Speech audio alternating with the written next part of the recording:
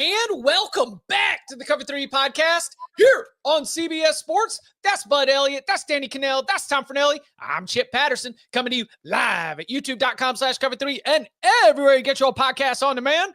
Thanks for hanging out. Smash that subscribe, smash that like, and come and join us in the chat, a.k.a. the Cover 3 tailgate, where Cover 3 Film Room's back.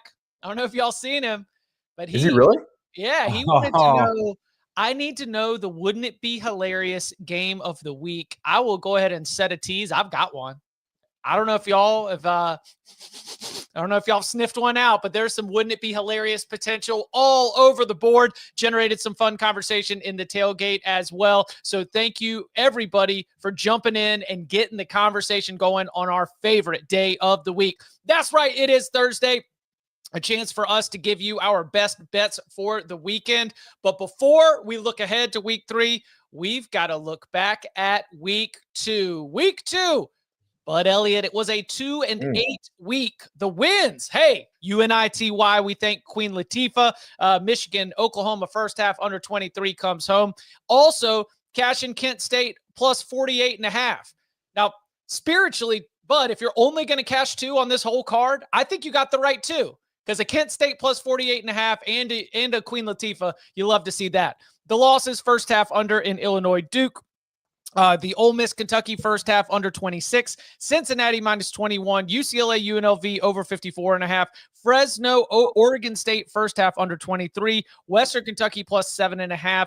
The Florida first half minus 10 and Tulsa minus 4.5. Thoughts on the week?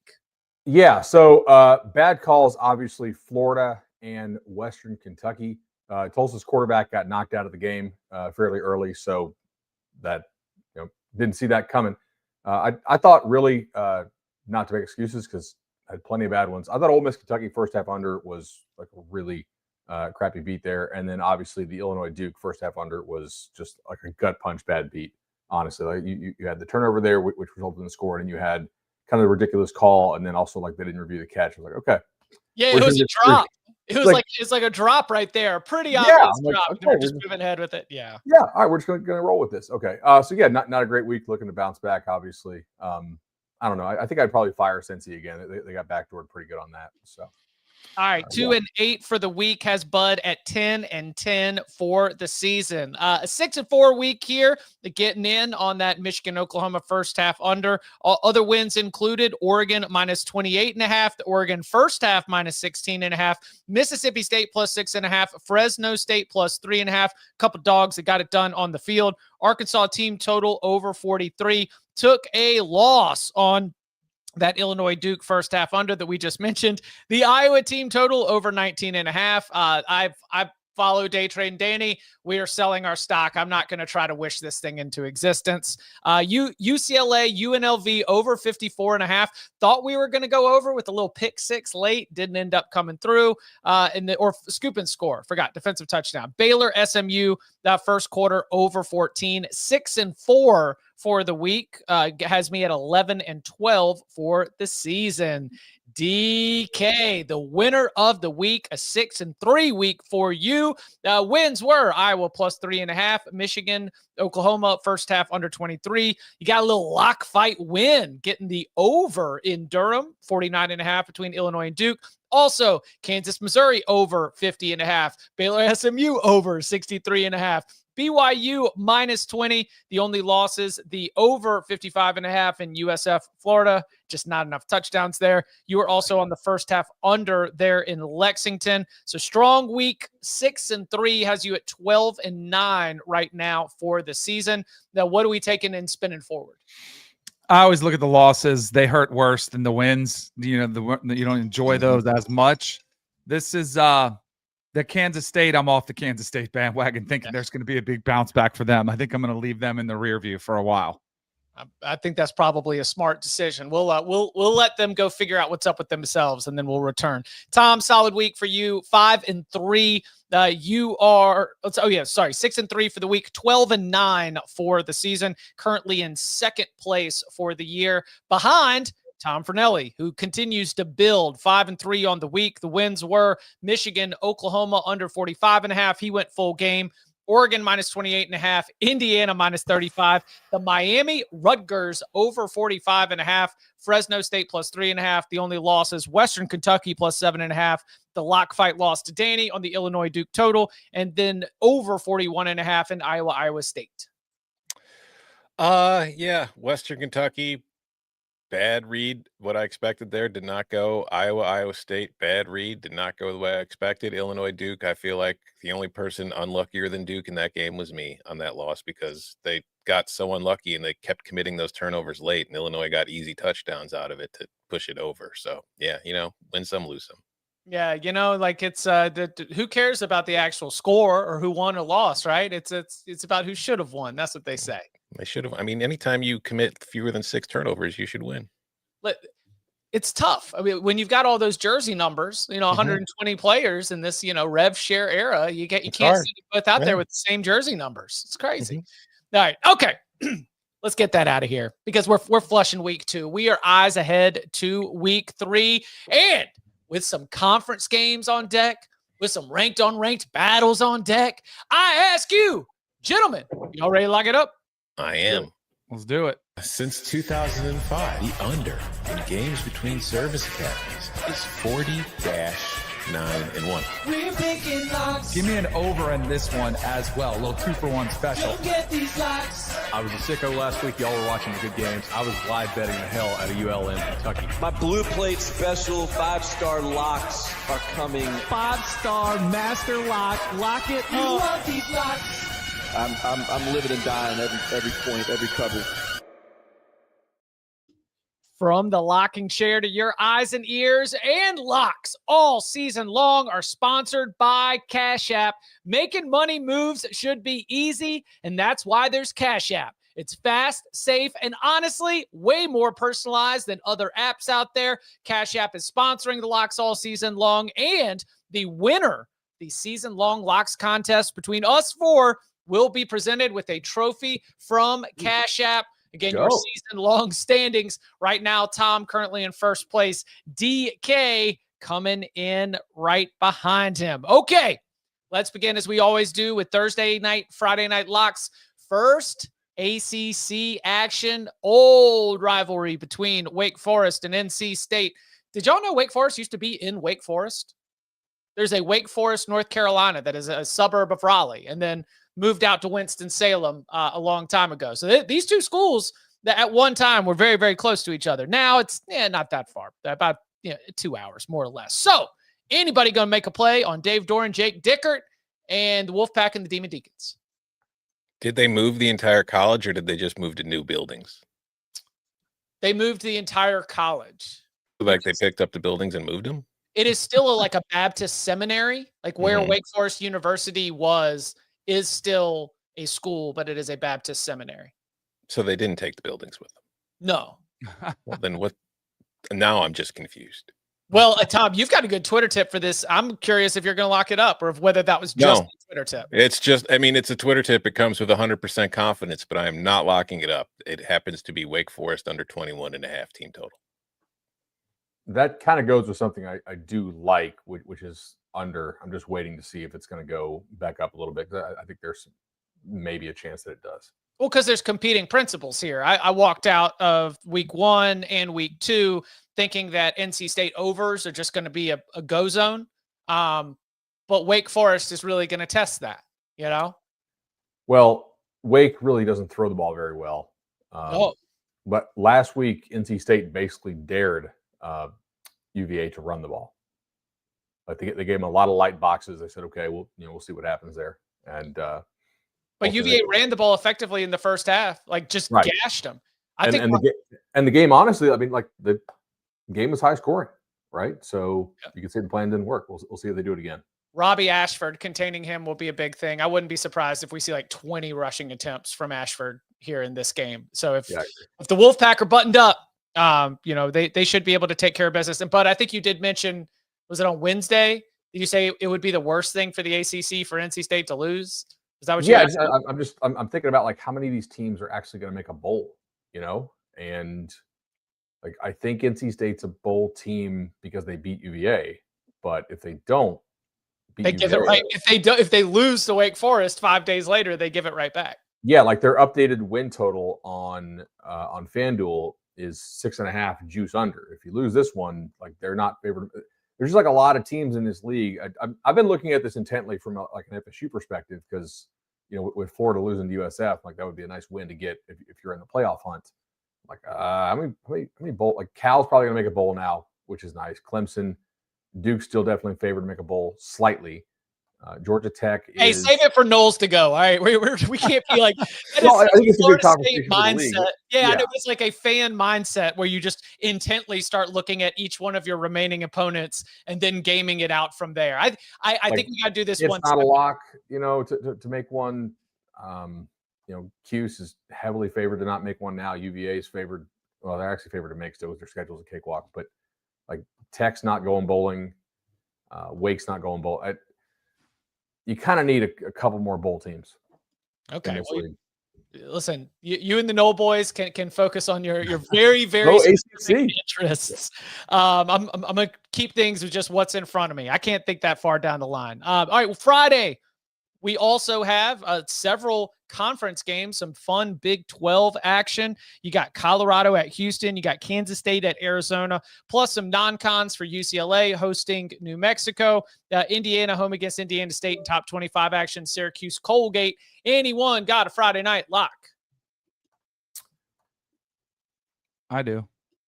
Go for it. As much as I love the story of Martin Luther Staub, I'm going to have to fade him. I think that dream gets extinguished tonight. Willie Fritz, year 2. This was my dark horse team, kind of be in that mix. Later in the season, the Big 12, one of the most improved teams out there. Connor Wegman seems like he's finally found a sweet spot. And this is, when Deion says we have a plan at quarterback, it sure doesn't sound like it. I think things are falling apart a little bit there offensively. They're searching for answers. I think Willie Fritz and Houston are going to have all of them. I'm going to lay them with Houston. Lock agreement. Ooh. I definitely don't think Houston's amazing. So, don't get me wrong on that. But it's looking at this, I'm a little concerned about Colorado's defensive injuries. They had a couple safeties banged up. I think that's really important with how Houston tries to stress the safeties in the run game. Now, Houston's coverage has not been very good this year, and they have also not played really any offense worth a damn. But I don't know how much Staub can actually exploit that. So I am going to go ahead and lock up Houston here. Sounds about right. Nothing from me here. Tom, and how am I in the top right box? That is true. Oh, okay. I clear. There we go. Now all is right in the world. This is bugging me. Yeah, and it's bugging the chat too. We got diehards when they're like the little nervous tick going because Tom's bottom left, not top right. Well, hey, listen, producer Mikey was holding the move hostage for more likes on the chat, which I will always encourage. So you get the likes up, but listen, we've got it fixed now. Everybody. Speaking of which, we are. You think we're at his 60,000 followers during the show today? Ooh. I'm just saying, we're 59.9 something. I'm trying to find the live analytics on this, but I mean, listen, I know you're on the road. Let's keep everything here. Don't open too many tabs. Don't breathe wrong. Hey, we got that premium Marriott internet, dude. That's right. That's the Bond Boy only. Anybody else got anything for Friday? Nope. I was thinking about potentially doing a little bit of waterfall alts with Arizona, just in case Kansas State is dead and quit. Yeah. I don't think UCLA played quite as bad as the score indicated last week, but I don't know if I really trust them to be sharp and win by margin. Yeah. And also, some of the stuff that Jason's doing there in New Mexico is interesting. And I think if you don't take this week of prep seriously, you won't get enough stops to win by margin. There's another team in a similar situation I'll be excited to talk about later. And I'm with you on the Arizona. This will be the first competitive game that we've seen from the Wildcats, but I gotta say, I haven't sat down and done any tape grinding on Arizona. I don't know if y'all have, but the results sure point to an improved football team. Yeah, I think that they had a chemistry thing last year. I don't know exactly what the chemistry problem was, but they clearly weren't all together. And maybe that's just like part of Jed Fish leaving and some of the players following him. But they've done a better job this year for sure. By the way, this Isaiah Mizell kid, have you seen him? Mm-hmm. Kid out of Florida, freshman. He's not bad, man. Like that's a receiver to watch for them. Is he related to Smoke? I don't think so. Okay. Mizell's a pretty unique last name. But Nor CJ. I don't think. If you guys remember CJ Mizell, that guy was an absolute freak show of a linebacker recruit back in like 08 or 09. I do not. He ended up getting in trouble, like never made it. But yeah. Are they all related to Ivan? Ivan made different. Hold on. They're just spelled differently, I know, but the way you guys are saying it, it does sound a little. Ivan's just got nothing but blue chip sons. Yeah. All right. Coming up on the other side, we turn our attention to Saturday's games, starting with some of the big ones on deck, including some tough, tricky spots for some favorites on the road and more. Next. Name's Conrad Harrigan, family man. And if you cross my family, well, you'd better pray. Mobland, new series streaming March 30th on Paramount Plus.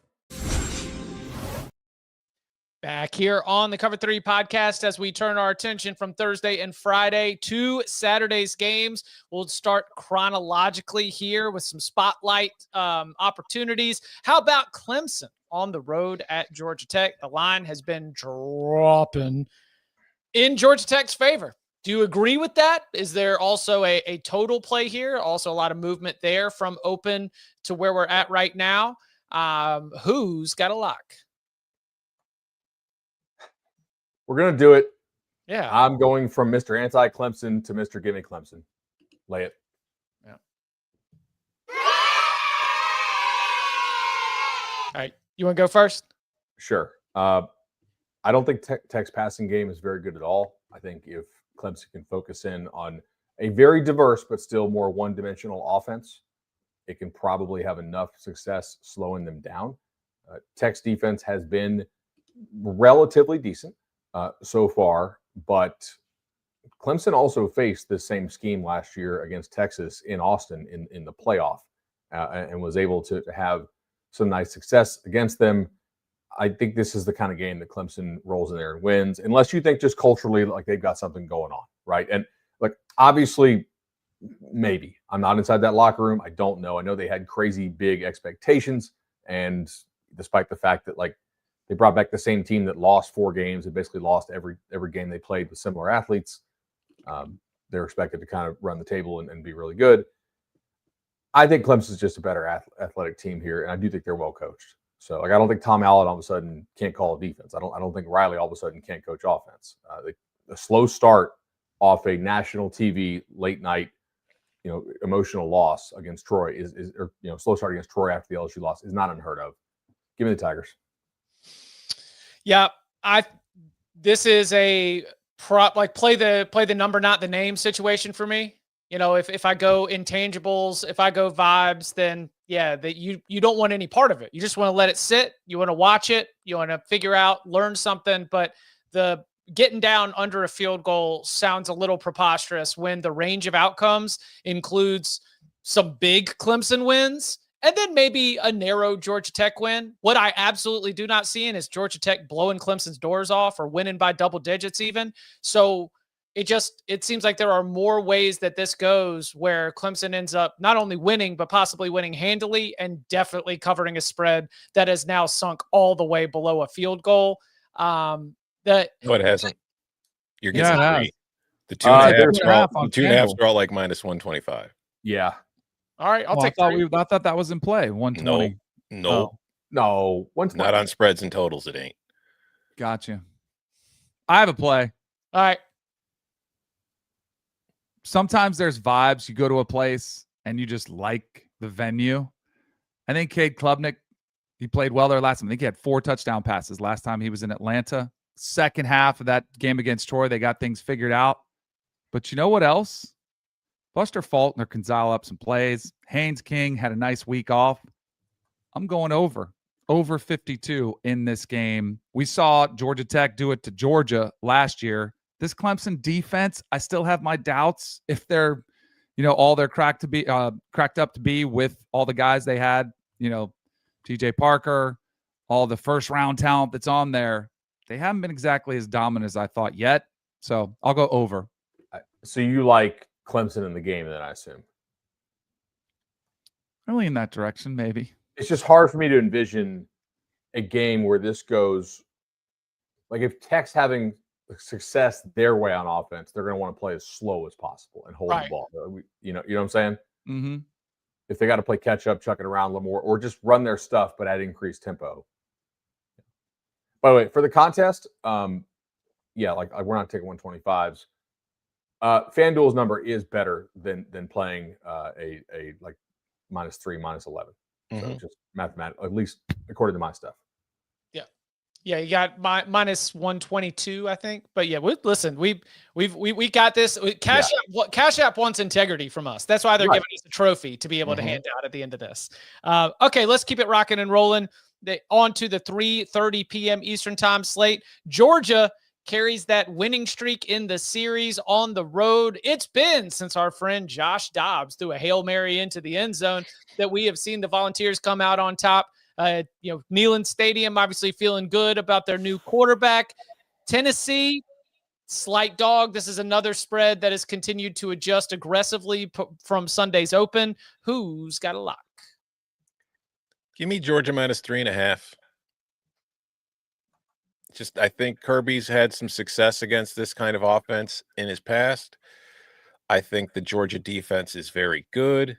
I think that Tennessee has looked good, but Syracuse might be legitimately bad. So I don't know how much stock to put in that performance. And also, let's not forget that the Syracuse offense that struggled to move the ball against UConn was able to move the ball against Tennessee. So I think Georgia's offense will probably have a much better performance than what we've seen so far, because we also have seen Kirby before in those early season games against Cupcakes just kind of not really go all that hard. So if I can get Georgia -3.5, I'm taking Georgia -3.5 here. I'm going to go under on this. Give me under 50. I don't know that I'm going to see both offenses clicking against, like, by far the most athletic defense that both have seen. I have some questions about both offensive lines against both defensive lines. I also think both teams have backers who can really run. I was watching some of the Tennessee last night on Catapult with the All-22, and I was like, these guys can scoot, man. Like, and Syracuse did score on them, but it wasn't garbage time, but it wasn't like ever, hey, Syracuse has a real chance in this time. Like Tennessee kind of pounded them to open up. I don't think that both offenses will click here, and I think you're going to need like decent games from both to get over here. I do think they can limit yards after the catch, especially on the underneath stuff with how fast they are. I'm going to take the first half under 24.5. Kind of what you were saying. If they do get out in front and you see Tennessee start slinging it around, mildly concerned about that. So I'll go, I think it's a slower start for sure. I mean, Georgia's offense, their fans have been calling out Bobo again. No surprise, for a little bit too much sideways passing. I don't know if all of a sudden they're just going to get explosive. And I think this is a big. We're going to find out if Joey Aguilar truly is an upgrade over Nico, which he may be, but a lot of people are saying that, but I still think it's way too early to make that proclamation against this defense. I know it's at home, but I'm going to go first half under. I lean Georgia here. I think Joey Aguilar might look like Cade Klubnik did in the opener last year. Right. A little overwhelmed. Things can be moving a little too fast. Like when you snap hook it off the tee and then your punch out shot hits a tree and bounces right back to your feet. Then all of a sudden things are, oh gosh, things are moving quickly. Yeah. We got a lot of dad involvement in this game. I mean, now Joey Aguilar's out there thanking Nico for the trade, saying he's got it better. Just, man, will the dad stop giving quotes to the media? Both sides. Like, no, just let the kids play. We're in the media. We need interesting stuff to know. talk about. Like, said on yesterday's big game breakdown, it feels like they're spiking the football a little early. Yeah. Yep. Mm-hmm. I really have no idea who wins. I feel more confident about Georgia winning this football game. I don't know. We could be wrong about that, but the cha-cha slide offense might show that they can two hops. Yeah, we were doing that on Big Game Breakdown. Slide to the left, slide to the right, talking all the side-to-side passing. How much do you think we see Georgia's quarterback legs? I bet a lot. Yeah, I think a lot. Yeah, because I bet they'll sell out. Because basically any short yardage or red zone stuff, it's pretty much been one of their play calls. It's just most of them have been Stockton handing it off. I could see Tennessee selling out and be like, all right, Gunner, run, hit the lane, give them an opportunity to maybe get a body on them. But this will be the game where we find out if those Georgia interior guys are as good as we think they might be. Because you almost have to light box Tennessee. If they're as good as we think they are, that they win up front and this thing stays low scoring. Then on Saturday, it's once again big time at 3:30 Eastern with one of the most potent offenses in college football taking the field when USC goes on the road against Purdue. We'll get you set for kickoff beginning at 2:30 with State Farm College Football Today. The Big Ten is on CBS and Paramount Plus. Who's got a USC-Purdue lock? I do. Okay. It's a little kinky. Please tell me it's fourth quarter. No, God, no, I'm not. That's not kinky. That's disgusting. It is a first quarter instead. Okay. Give me Purdue first quarter plus 6.5. I talked about it when we've discussed this game this week. USC last year when they went on the road, they struggled. They were much better at home than they were outside of home. That includes a loss to Maryland, which was one of the worst teams in the Big Ten last year.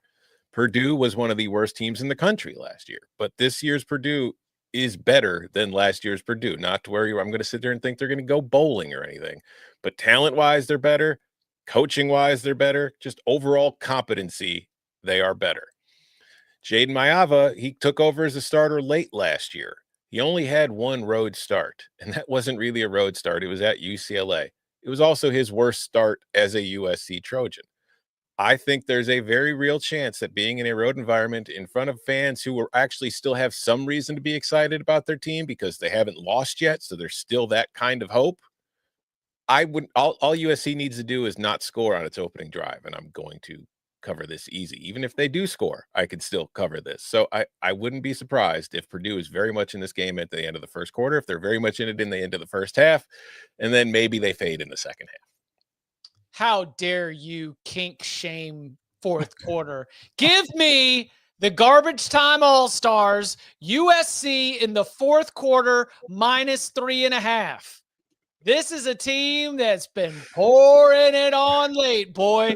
I mean, you don't get to just goose that FPI and those power ratings without keeping your foot on the gas.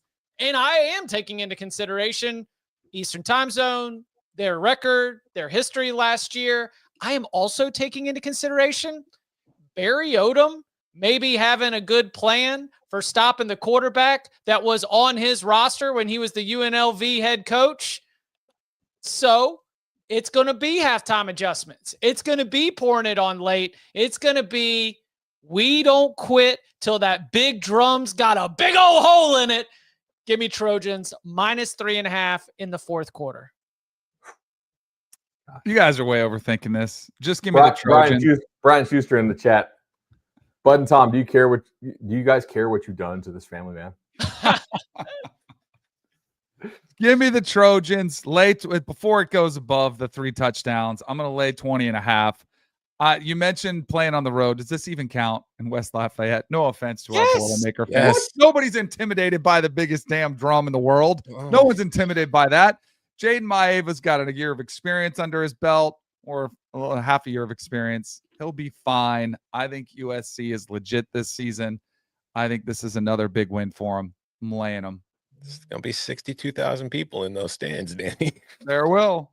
They'll be so nice and friendly, too. They are so nice. Purdue they are. They're great so people. Nice. They're awesome.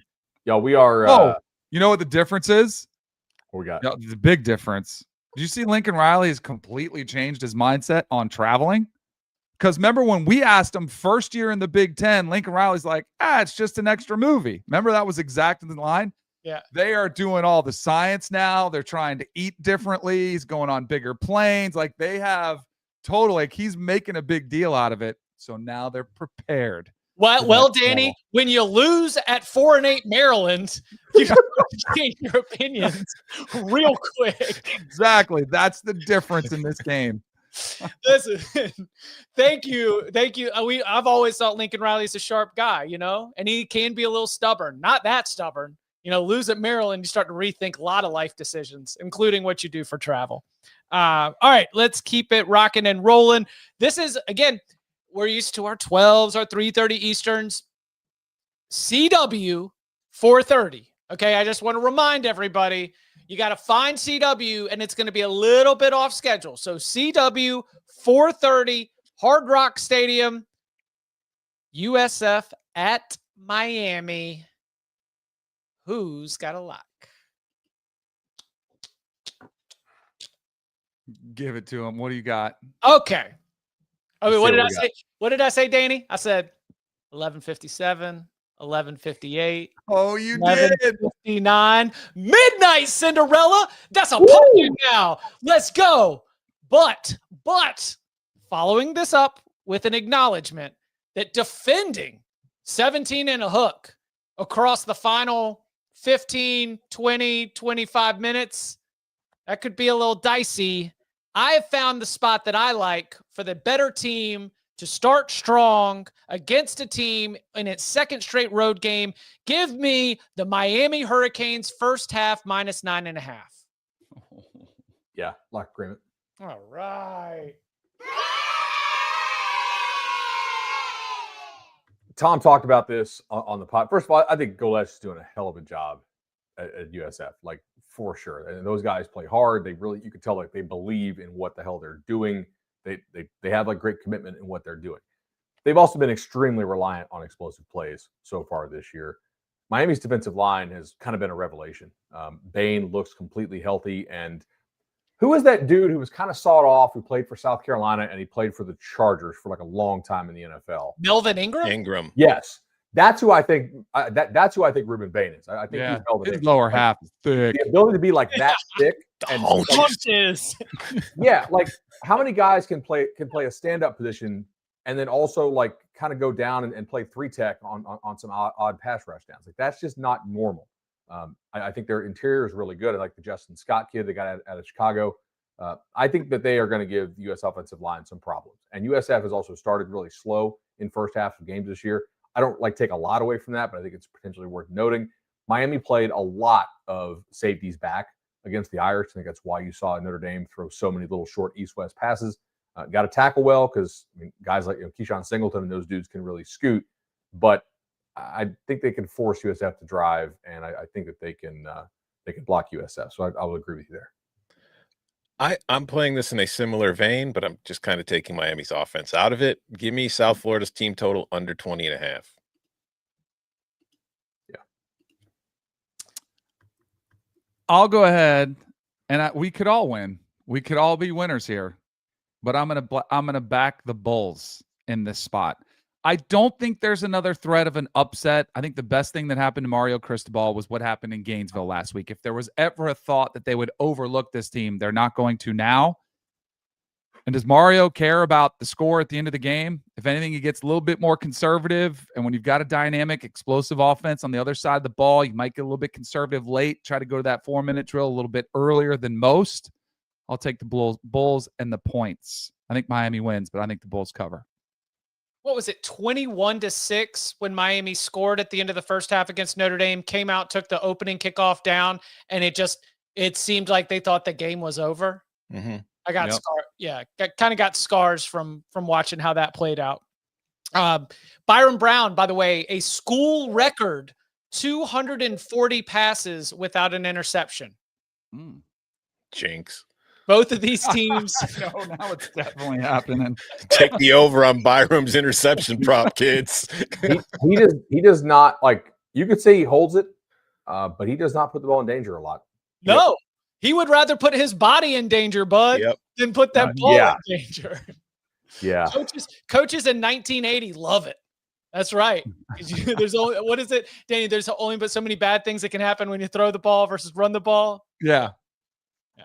Okay, then we get into a very busy night slate. Among the games that will have our attention, Texas A&M trip up to South Bend. Notre Dame, second game of the season. This is their home opener. Aggies are 2-0. Who's got a lock? Whoa. All right, I got one. Notre Dame team total under 28.5. I don't know who wins the game. I just don't feel like it's going to be that high scoring. But I could also see A&M maybe, I feel better about Notre Dame not scoring a ton of points. Like, even if they win, I feel like it's a lower scoring game. If they lose, it's because they didn't score enough. That's just how I feel like this one's going to go. Man, I'm seeing it a little differently, but we're not going to lock fight this. I'm going to go over 49.5. I think that Texas A&M allowing UTSA and Utah State to move the ball is a concern here. And as slow as the start was for Notre Dame, it was like with each additional possession, they seemed to get a little bit better.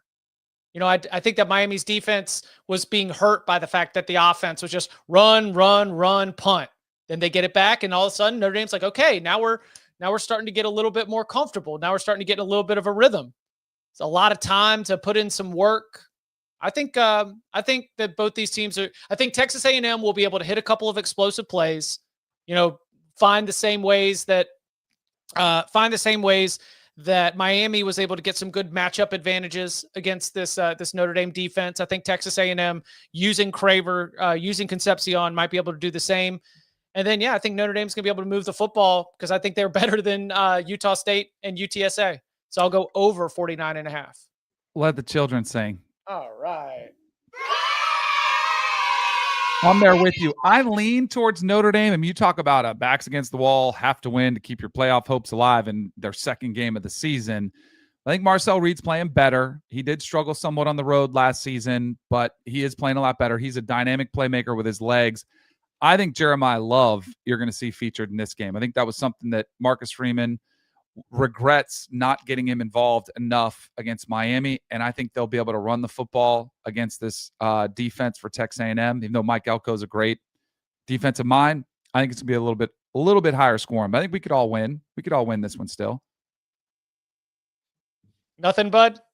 No, I think there's I just don't have an edge in this. I think the number is. If I had to play this, I would try to find one of those sevens on A&M. I don't know that I trust Notre Dame to win by margin, but I don't know what their play is going to be, right? Like we've only got one data. Like we got one game on a Sunday night in Hard Rock Stadium. That's all we've got on this team. Elko has traditionally been a deny the big play at all costs type guy, which to me does suggest a heavy run script from Notre Dame and Jeremiah Love. Which then the question becomes like, how long do they allow that? Do they come down?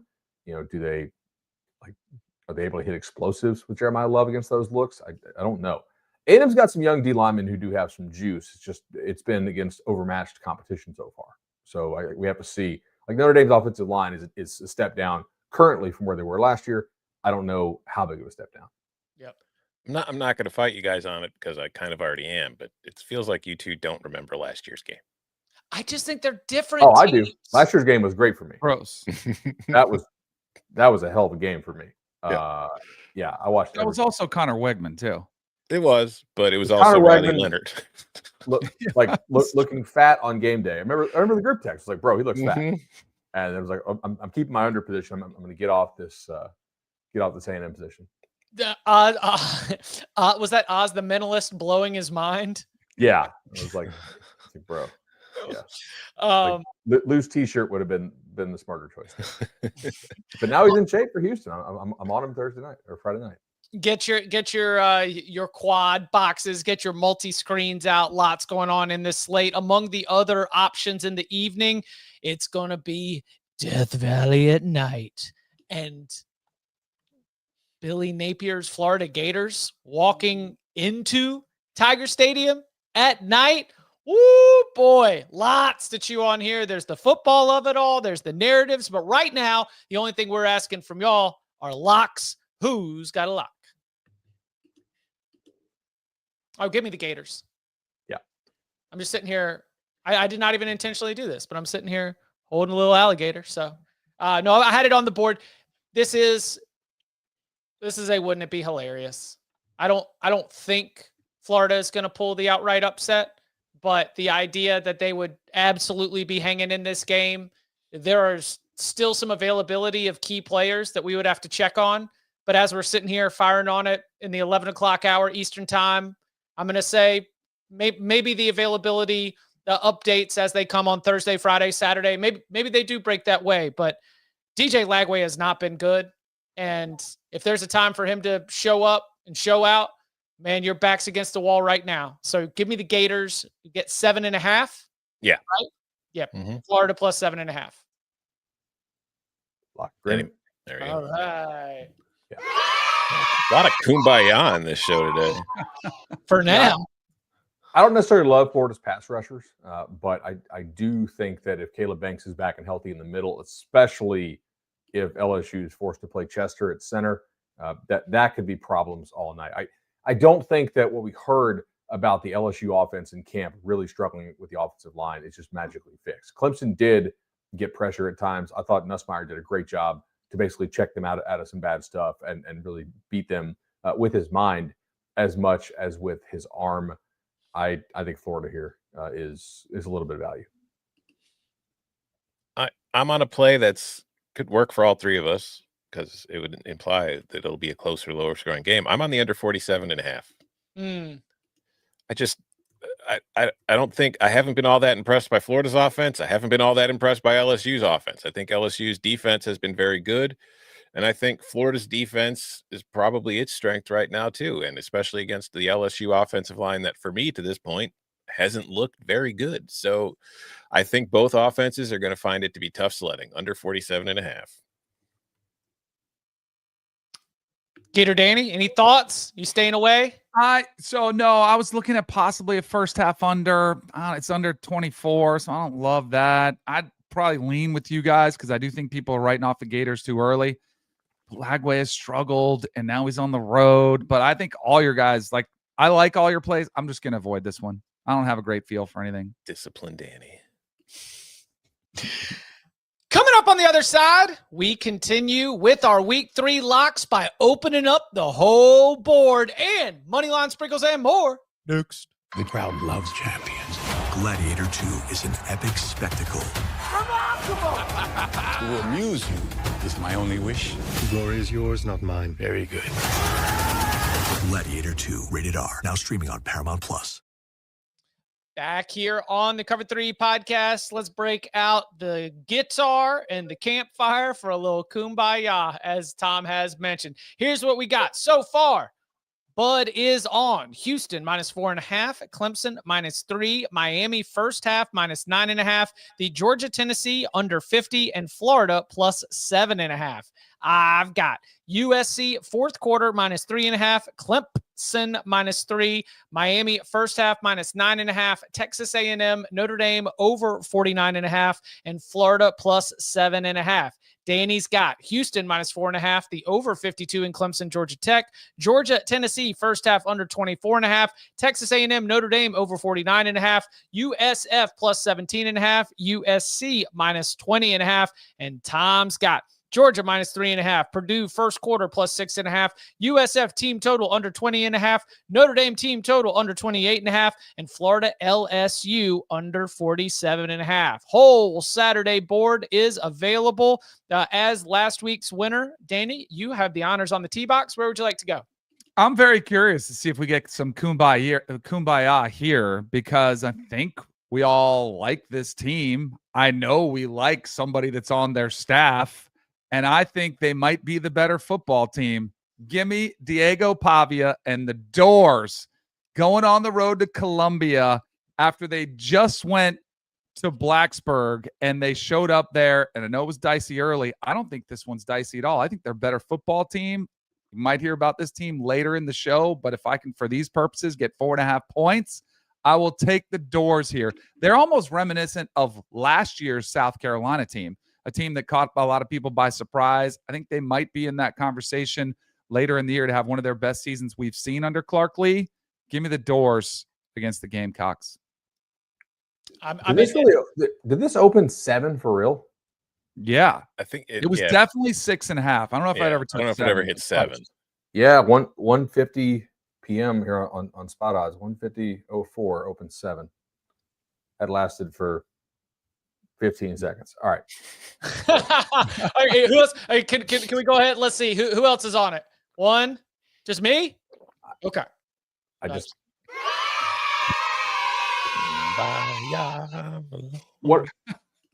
What are you guys using for home field here? I think Williams-Brice is a good home field. I think it's great a home field. 3. Yeah, I think it's a solid 3. I mean, basically at current price, what do we think? What do we think the difference is in power rating on these teams? What are we making this really? I think Vanderbilt's defense might be two better. I think Vanderbilt's defense might be the better defense, and I know Diego Pavia has been the better quarterback. Lenora Sellers has not played great early, so I think defense travels, and I want the better quarterback.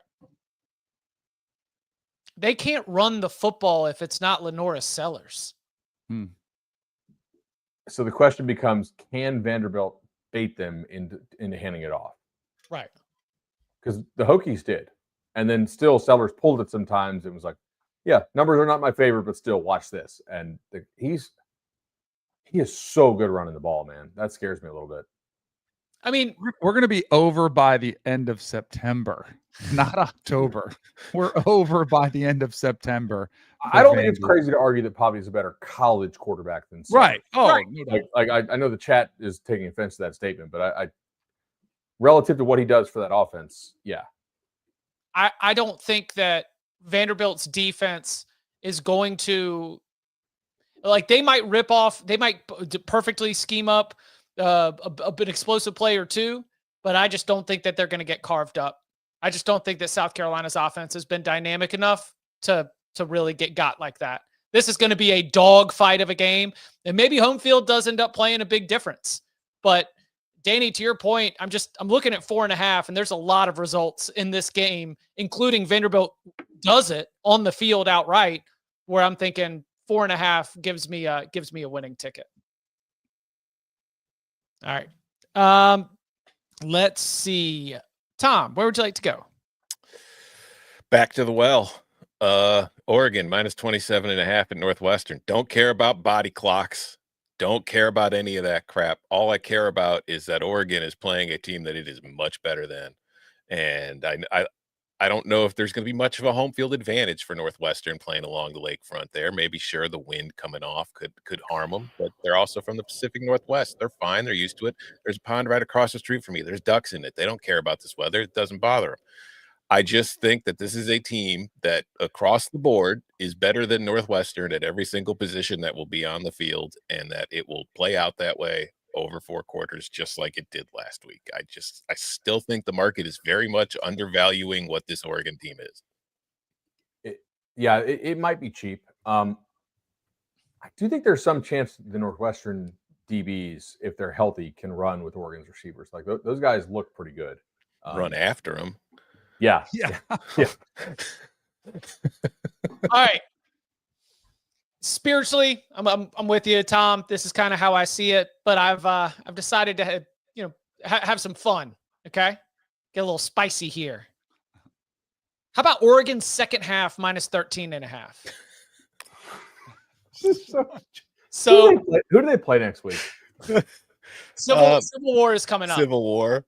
Is this the actually Austin Novosad is going to be allowed to check it around? I think that if you want to say slow start, if you want to say Northwestern has something up their sleeves, they just do not have the dudes to be able to hang for 60 minutes with this team.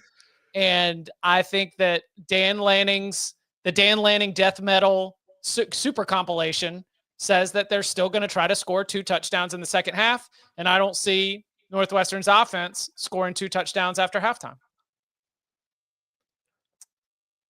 I'm in lock agreement with Tom. Okay. Let the children sing on that one. I mean, I know the big noon kickoff show is going to be there, and that crowd's going to be ruckus. I mean, they're going to be extremely loud. I told Chip this the other day. Somebody had a great tweet because Northwestern, all they did was put out a tweet, and it said, ready for another week at our place, with like an emoji of a wave on the lake. And everybody's like, don't let Dan Lanning see this. Like, don't give him any added mojo. Like, you don't want to piss him off. But I think this team is on a mission. I think they're still upset about the way they've been forgotten about after running the table as a Big Ten champion. I think Dante Moore really feels comfortable in that system. I don't think this is a road environment that scares you that much. I think it's a big win for the Ducks. Dan did say he's very excited to play in this stadium. He was very excited to see it. He's never been there before, so I'm just... I mean, Dan's never played on a practice field before. He's really looking forward to it. Again, our biases are our experiences. It is really fun to have Dan Lanning in college football right now. He's doing it for me. This is good stuff. I like it. Does Gus hit him with a Decorian Maserati Moore? That would be great. That's funny. Let's see. Check that one. Bud, where would you like to go? Oh, yeah. Bud, where would you like to go? We are going to go to Oxford. And Chip, play the music. Whoa. Oh, that one.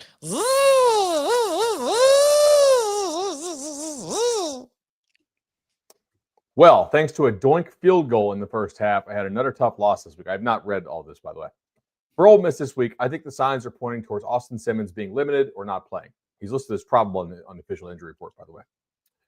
But I have no real answer to that question. Simmons has been in a boot all week, and Chambliss has been taking the starting reps. Also, the line has dropped from 12.5 to 7, although it's actually 7.5 out there, a couple spots, which I looked up earlier. I am aware of that, Bud. That's weird. I am also monitoring the situation closely.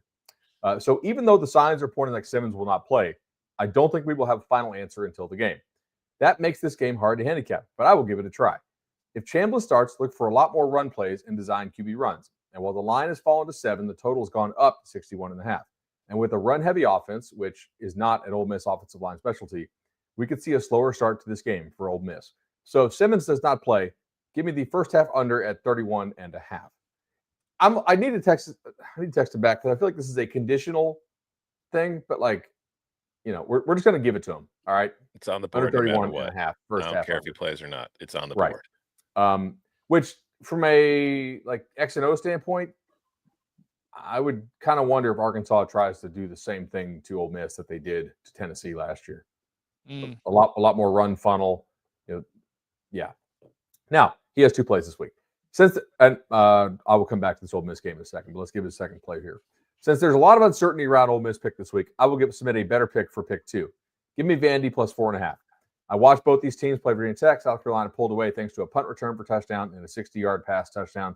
The game was pretty close otherwise. On the other hand, Vandy beat the poop emoji out of Vatek on the road. That was a physical performance where Vatek eventually tapped out. I love this line when it came out over a touchdown, but I still think there will be a brawl and very close game. I will take the 4.5 to the emoji, lock emoji. I mean, I'm going to take Arkansas plus the 7.5. Yeah.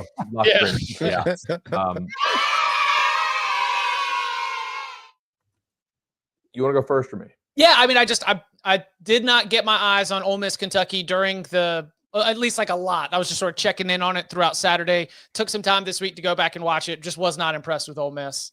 I thought that a lot of Kentucky's inability to pull off that upset was some Kentucky self-inflicted wounds. Saw some tough penalties by Ole Miss. Saw the defense, give some stuff up in the middle of the field, and the offense just wasn't crispy. And you mentioned the Austin Simmons getting his ankles taped after the first drive, coming back in and kind of up and down.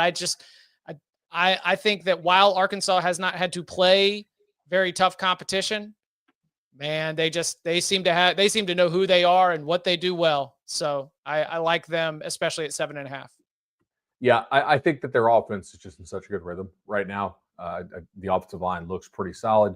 Defensively, I don't think Arkansas has a lot of defensive talent, but I do think Taylor Green with Petrino is a combo that's going to score on most of the teams in the SEC.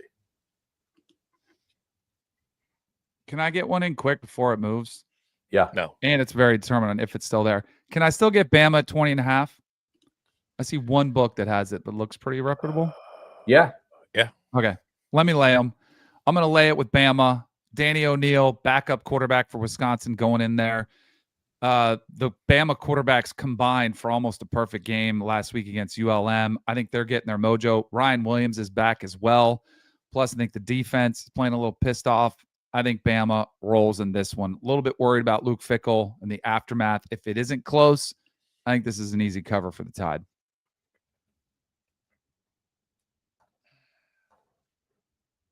I mean, they do seem to play a lot better against conventional pro-style offenses.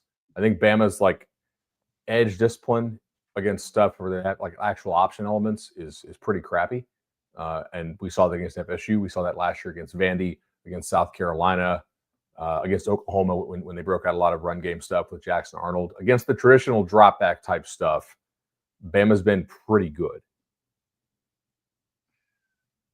Yep. I was also looking at Alabama first half minus 11.5 on that one.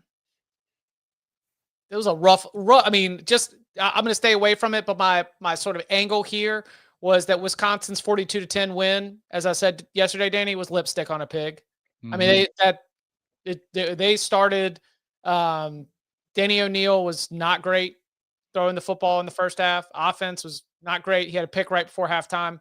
So we'll see. We'll see if see what they've got in terms of being able to start fast. So 20.5, great call, Mikey. 20.5 is the locked spread on Splash. So if you like Danny's pick, you can throw it in as part of your Splash. I had a nice response last week. 5 on my Splash picks. That's how you can jump. I was down in the 4,000s. Now I'm up in like the 1,200s. I know as we mentioned on Monday, we've got a lot of participants that are still perfect on the year. We'll give you our official Splash leaderboard update on Mondays upon further review. It's gone now, but if it comes back, just for the audience, I did play a little Wisconsin under 13.5 team total. Team total, is it down to 12.5? No, it's more juice now. Okay, but if it comes back for some reason, yeah, I liked it. Richmond plus 21.5. I haven't looked at the extra board this week. Who we got? Richmond's playing the University of North Carolina Tar Heels on Saturday in Kenan Memorial Stadium. And thanks to our friends, Jeff Sagarin, we can get the combined power ratings. Let me just tell you right now that this particular team, the Richmond Spiders, would be favored by 5 points over the Charlotte 49ers on a neutral field. And I saw that game against Charlotte, and that was a turnover and a missed field goal away from being a little hairy. I think, this is a serious comment, but I am joking a little. Do you know how I know that there's a lot of NFL influence on this staff? Because they've got some preseason ass protocols with this North Carolina football team. They are mixing up their offensive linemen. They are throwing out all kinds of personnel groupings. It is throwing everything at the wall just to see what works. You know what? I know that worked really well on that last drive. Let's not do any of that on the next possession right here. So find something that works in the run game, then just don't go back to it. It is very much them following up on their offseason promise that they will be a better team at the end of the season than they are at the beginning of the season, because I think they are very much still figuring things out with this group. And when you have 70 new players and a bunch of them who showed up in the spring portal window and a bunch of them who just showed up in June or July, they are treating this like preseason football. And I think against an FCS team as a heavy favorite, they will continue to treat this like a player evaluation period. And that kind of approach is not how you cover the spread, especially against a team that would be favored by 5 against the team that you beat by 17 last week. I like that. No, nobody wants to go lock it. No kumbaya. No, I'm good. I don't like locking up stuff I haven't actually looked at, but that makes a lot of sense. Also, if we want to do North Carolina first quarter, because apparently their first drive is the Oregon Ducks offense. Like if you only isolate yards per play on the first drive of the game, North Carolina's got one of the best offenses in the country. Unfortunately, there's the second, third, fourth, fifth, and so on and so forth. But yeah, let me go ahead and say that preseason protocols on Family Day in Chapel Hill lead to us being 21-20 or under on the final margin. I like it. Let's see. Danny, where you want to go? Let me find the duck. Not the Ducks, but the duck that is the Stanford Cardinal. Oh, man. Boston College. This thing's still under key number 2. Boston College. Dylan Lonergan looks pretty good. My man, I don't know. There hasn't been an announcement made yet if they're still going to go with Gulbranson, but he helped me last week. They might switch to the former quarterback at Mater D, my favorite high school, Elijah Brown, that they might make the switch to. I still got to see it to believe it. I think Boston College is pretty good. I'm a little bit worried about a trip to Palo Alto cross country after that tough double overtime loss, but this is where you get right. This is where Bill O'Brien gets right. So I will lay the 20.5 with Boston College. I'm going back to the well until there's 13.5. Oh, yeah. I knew it was under a key number. I will give you 20.5. I will take 20.5. I had it on here.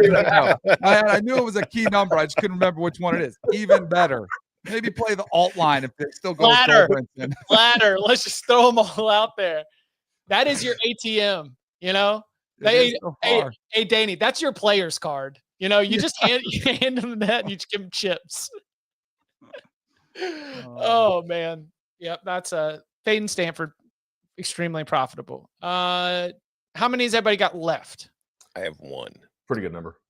Pretty good. All right, Danny. Bud, rip. Unload. All right, music, please. Ooh, baby. It's time for sicko mode. Let's go. I'm a little bit lower on some of the teams in the bottom of the Sun Belt. If things go wrong, they could be like UMass UConn. That's kind of like sicko mode of a sicko mode. All right, we're gonna rapid fire these sicko modes. Going back to the Tulsa well. God! 14.5. I think they can really run on defense. We are going to take UAB minus 11.5. I just think this principle, like they can actually score, and I think Akron might be so bad on offense that it doesn't really matter who they play, right? Like Akron couldn't score against Wyoming. They didn't score against Nebraska. I think UAB can get enough scores to cover the 11.5 there. We are going to go and take the under in 2 games that have pretty big spreads, and these 2 teams play each other next week at 11 o'clock local time. So we're going to take under 61.5 in Texas Tech, okay? And we're going to take under 48.5 in Wyoming. Utah away from home typically is a different team scoring-wise. I also don't really think that they're going to want to run Dampier a ton here, and his legs are a major part of that offense. So give me those 2 unders. I feel like that's kind of sick. It's gonna be windy in Laramie. Now, to be fair, 10 miles an hour in Laramie is like a light breeze anywhere else in the country. This does not qualify, but the fact that we're in Laramie and you took an under, I figured I'd at least, warm up the button, blow the dust. Could be some rain, by the way. Could be rain. A lot of running the daggum football. Yeah, correct. Love that. Let's see. How about, I think, next week. You want to talk about looking ahead to next week, Bud? Next week. I do. These super confident Auburn Tigers are going to be going on the road to play Oklahoma. And especially you started with the win against Baylor, big SEC opener. I mean, all you got to do is take care of little old South Al. You don't need to worry about little old South Al. Jaguars ain't nothing to a Tiger. Except that South Alabama team was just in a dogfight last week against Tulane. I think they can play some football. And I I think that 24 and a hook is a lot of points to trust Hugh Freeze in a sandwich spot right before a big road game, because there's this history that Hugh's got. You know, when you're looking over, for somebody who's not overwhelmingly tall, he looks over a lot of stuff. You know, he just looks right over it. And unfortunately, I just think that South Alabama team, I think they're getting disrespected right here. Give me the Jags plus 24.5. You know, you like think about it. Next time you got a road trip coming up, right? We all go on the road for work. You're thinking about that round you're going to play. Like you're probably not going to get it in on the road, right? Like got to make time. Got to check the forecast. Got to find some time to play. Keep the game in shape. So focus. I think I've got one. Maybe I've got one left. I have one left as well. Oh, I've got two left. Nope, maybe one. I think we overreacted on Cal. Minnesota. I know it's a cross-country trip, but do we get 2.5? Yeah, I can get you 2.5. Yeah. Row the boat. I think Minnesota's a good football team, and while we can be very, very excited about the quarterback prospect that is Jaron Kiave Sagapolatelli, there is the rest of the team. And I think Minnesota's got a lot of advantages in the tail of the tape here. And so I will go Gophers to pick up a big win on the road. All right. Now I think I'm good. I will take for my final lock of the week a team getting 4.5 points at home against the Service Academy. Give me Utah State plus 4.5 against Air Force. Broncos big bad boys. Broncos big bad boys being disrespected here. Mm-hmm. Yep. All right, Dana, you tapped out? I'm done. Bud? No, one more. All right. I am laying the 3.5 with Memphis. Ooh, prove it Saturday for the Tigers. I think Lewis is a pretty damn good quarterback. Yeah. I know Georgia State gave them some problems, but I think Georgia State, I was on Georgia State's season win total over. I think that's actually like a decent football team. And obviously Memphis still pulled away. Troy's improved, but I'm not sure they're improved that much. I'm going to go ahead and take Memphis here and lay it. Gary Parrish spent the week calling out the CBS Sports 136 for disrespecting the Memphis Tigers. I say, all right, GP, get your boys in gear, handle business against a team that you are better than. Then yeah, we'll start to rethink where this team fits inside of our ballots. Don't hate that right there. Was it the Chattanooga or Georgia State win that really pushed Gary over the edge? Well, he was like, what he found is that they were 2-0 and they had dropped from like 61 to 63 in the CBS Sports 136. Massive drop. For somebody who ranks teams every damn day of the college basketball season, I think he would have had more forgiveness for the process of we don't rank 26 teams. We rank 136 teams. Okay. Sometimes you don't fall. Sometimes you get jumped by a team that plays a team with a pulse. That's actually a good idea. We should talk to our college basketball editors about making Gary rank every Division I basketball team. That is a good idea. Yeah, I'd be interested. I feel like you're eating the whole hog. Everybody really wants to know who you like down ballot. Yeah, I would read the hell out of that. I would read it. I would share it. You know what? That is content that that's content that cuts through. Every single team ranked all season long, every day. I see it. All right, great call for Keith. I don't have a backyard brawl lock. We talked about it a little bit in Big Game Breakdown. The game deserves respect. It will get my attention. But in this section of picks, predictions, and locks, nope. Yeah. No, thank you. Yeah. If it was in Pittsburgh, I would lay the points with the Panthers. But if it was in Pittsburgh, I would have to lay a bigger number than I do right now. Not going to be stunned if West Virginia pulls something out because I don't think Pitt is that much better to avoid getting got, but they're the better football team and the healthier football team right now. And those two things are pretty important.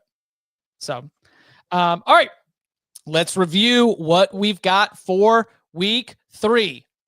Bud's got Houston -4.5, Clemson -3, Miami first half -9.5, Georgia, Tennessee under 50, Florida +7.5, Arkansas +7.5, Tulsa +14.5, UAB -11.5, the under 61.5 in Oregon State, Texas Tech, the under 48.5 in Utah, Wyoming, Memphis -3.5.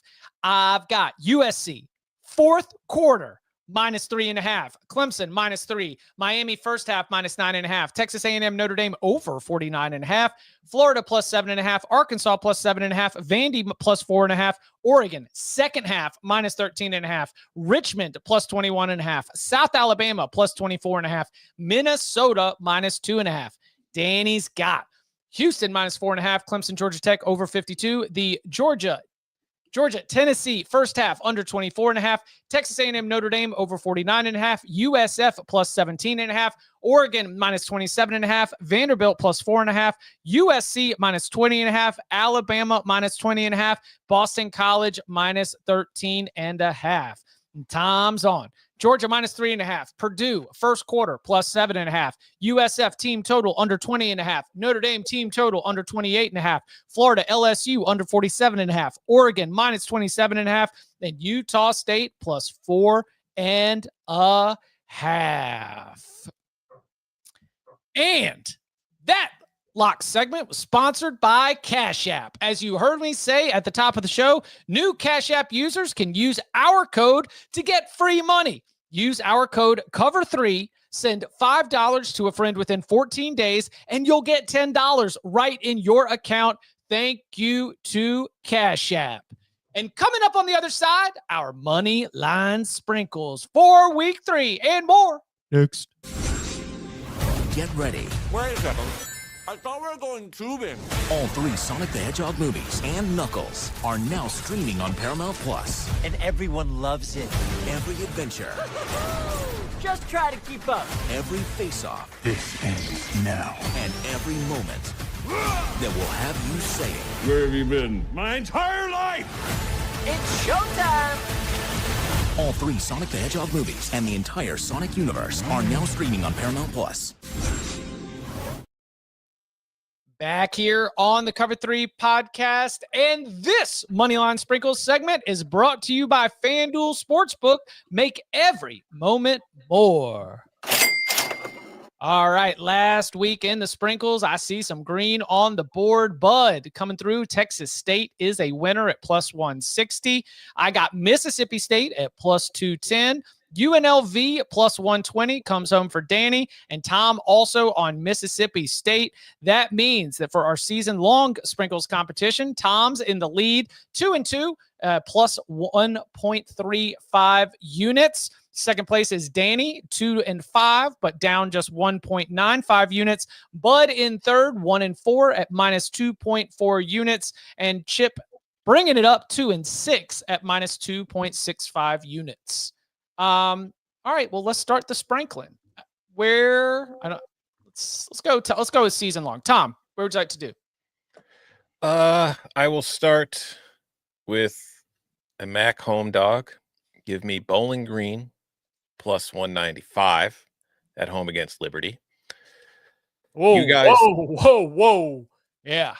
You guys are on this team taking the touchdown. I don't want it. Give me Arkansas +240. I think that game could be pretty shootouty and very close at the end. So I think Arkansas's got a chance to win. So 240 feels like a lot.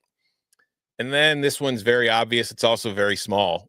So give me Duke +104. I like all those. Let's go ahead and give me Duke +104. I agree with you on that. And give me New Mexico +540. Swinging for fences. I just think I think that price should be in like the low 400s. How bad can it get in Westwood? Like there's not going to be much home field advantage for that game. It's a quick turnaround against a rather unique offense. All right, Danny, I'll go lock it up with Duke. Well, it makes me a little nervous. We're all on that one. Give me Tennessee. I know this run has been impressive. 8 straight games. Georgia's won by 2 touchdowns or more. It is still a young Gunnar Stockton on the road at Neyland. Wouldn't be shocked if they pull it off outright.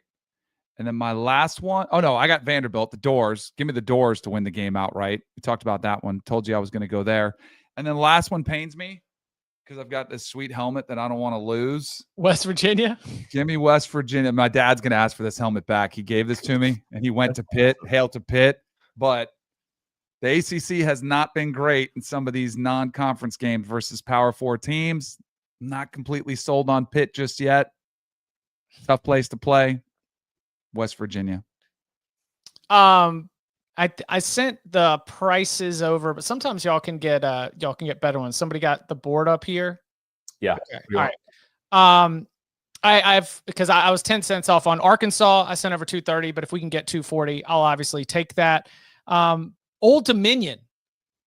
Thought about this too. Yeah. Is it 235? Is that going to be my best price there?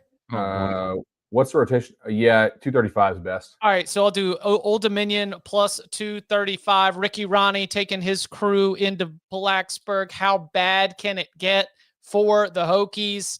Banged up along the offensive line, and I don't need to remind Virginia Tech fans, when you play ODU, those boys from Norfolk, they know you. You know, like this is a game that they get extra charged up for. Let's go here. Where'd we say? Georgia Southern just got it, really had a tough weekend against USC. Now they're flying all the way back home. And they've got to play Jacksonville State. Give me Jacksonville State plus 155. Yep. A little spot for them right there. And Vanderbilt, was it plus 155? 175. Vanderbilt plus 175. And then, jeez, wouldn't it be hilarious if South Alabama didn't just cover the spread in Jordan-Hare, but handed Hugh Freeze an outright loss in the spirit of New Mexico State and the many others that have handed Auburn an unexpected loss? I've got it at 1,400. Yep. Whoa. Where's this at? What's the rotation number on this? Oh, 1,500, Chip. Yeah, 1,500. Okay. South Al plus 1,500. Let's go. All right. Let's review our sprinkles for the week. Bud is on. Duke plus 104. New Mexico plus 540. I've got Arkansas plus 240, ODU plus 235, Jacksonville State plus 155, Vanderbilt plus 175, South Alabama plus 1,500. Danny's on Duke plus 104, Tennessee plus 150, Vandy plus 175, West Virginia plus 225, and Tom's got Bowling Green plus 195, Arkansas plus 240, and Duke plus 104. And that Moneyline Sprinkles segment has been brought to you by FanDuel. Make every moment more. I mean, a little kumbaya, yeah, but we're also playing things lots of different ways. It's as long as it comes back with green results and positives for everybody in the squad. That's what we'll be excited about. That's what we'll be excited about breaking down, especially when we gather back together again Saturday night, 11:30 p.m. Eastern time, so that we can recap all of the action from week 3 in college football. Come and hang out and watch live. I forgot the username again, but the commentary, we don't get to respond to all of it because it's high flying. And I love that y'all are having conversations while we're also talking about these games. But yeah, a credit to the tailgate for the escape room question, which just created a good moment, When I was at the Tallahassee Quarterback Club, 2 dudes came up and they were like, so how long do you think it would take you to get out of the escape room? And I knew exactly what they were talking about. They loved it. It was fantastic stuff. I truly am not trying to be cheesy here. We've built a really fun community of like-minded college football fans. We root for different teams, we root for different outcomes, but we all love this sport and we all love making it fun. All right, so come and hang out, join the party 11:30 p.m. Eastern time, and you can follow him on Twitter at Tom Fornelli. You can follow him at Bud Elliott 3. You can follow him at Danny Kanell. You can follow me at Chip _Patterson. Gentlemen, thank you very much. Thank you. See y'all. See ya.